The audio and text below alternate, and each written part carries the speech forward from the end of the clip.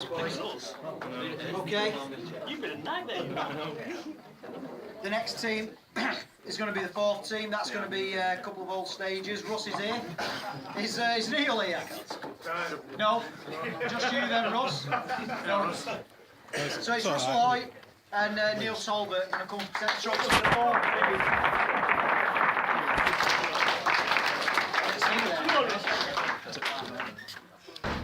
Are you going to edit it, Russell?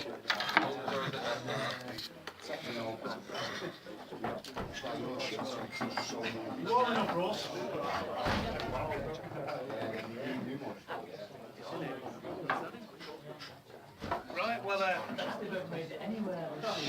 the late start of the fifth team affected us as well because at the beginning of the season we were the bottom team in the fourth team. At one point we had 40 odd players to choose from, so it was a tricky start. We did really well to start with. We had a bit of a blip, then we had a very long break, I'm sure we all had. After Christmas we did really well again, and then we had another blip, but we ended up finishing fifth, and that for us I think represents a really good season. We could have finished higher, but then again we could have finished lower as well.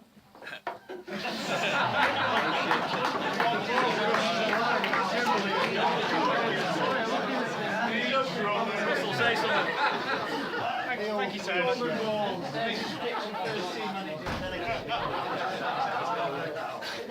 going to start off with our leading goal scorer. Unfortunately, people aren't let out at Liverpool after dark, so we can't be here. But the leading goal scorer was Jonathan Wilkinson, with I think 13. So, Roy, would you like to come up and steal it on Jonathan's behalf? Oh, yeah, of course we will. Come on, Roy!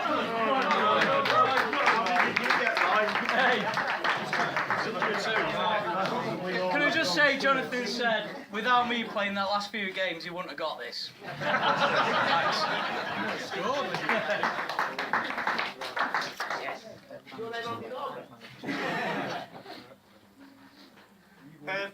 Right, the next one's a manager's player, and that was really tough for us to decide this year. Unlike in previous years when there's been an obvious standout candidate, that's not been the case this year. We've had half a dozen, 7 or even 8 players that were under consideration.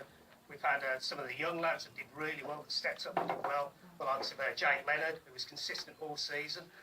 Matt Lundy, who after Christmas was a man on fire, and he helped the third team get to a semi-final in the cup as well. So well done for that, Matt. And then we had the old stagers like Danny Rushton, who put in a steady season. You're not winning it, Danny.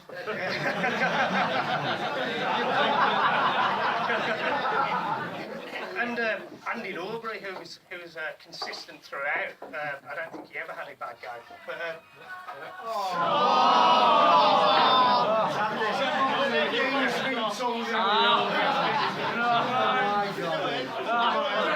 It's Jonathan, he said, thanks very much.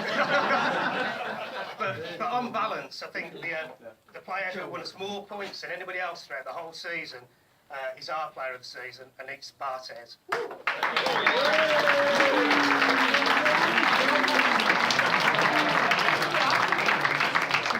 Rachel, don't take it, drop it. Both hands. Well done, Barts. Put your hand in.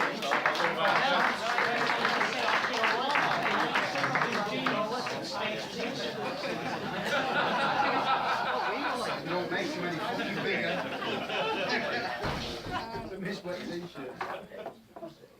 Right, okay, the last one is the Players' Player of the Year, and I think I said last year there can be no greater accolade than being voted the best player in the team amongst the players you play with.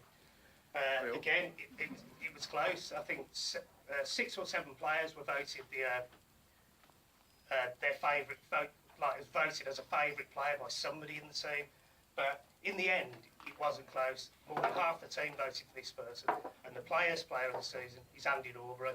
Again,